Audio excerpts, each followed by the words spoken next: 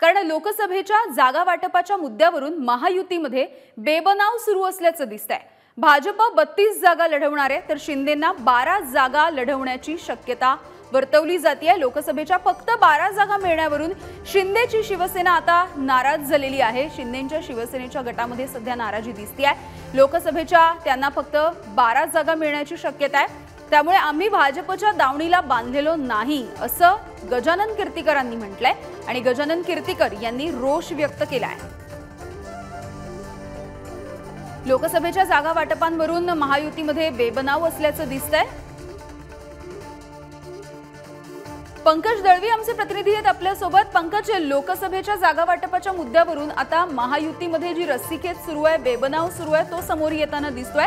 गजानन कीर्तिकर यांनी वक्तव्य केलंय आणि रोष सुद्धा व्यक्त केलाय।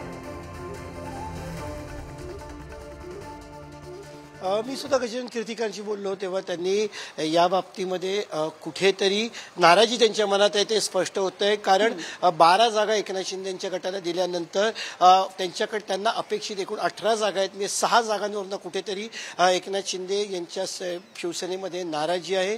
राहिला प्रश्न गजानन कीर्तिकरांचा, तर त्यांच्या नाराजीचं कारण आहे कारण आधीच त्यांच्या मतदारसंघावरती रामदास कदम यांनी त्यांचा मुलगा सिद्धेश कदम याच्यासाठी दावा सांगितलेला आहे। अशातच 12 जागा जर का मिळाल्या तर उत्तर पश्चिम हा मतदारसंघ भाजपच्या वाट्याला जाण्याची शक्यता आहे। जी चर्चा सुरू आहे त्याच्यानुसार हा भाजपच्या वाट्याला जर का गेला तर त्यांचे कीर्तिकर कुटुंबाचे आपण म्हणू शकतो राजकीय अडचणी वाढू शकतील। कारण अमोल कीर्तिकर एक गजानन कीर्तिकरांचा मुलगा आहे आणि तो तयारी करतोय लोकसभा निवडणुकीची, पण उद्धव ठाकरे गटातून करतोय।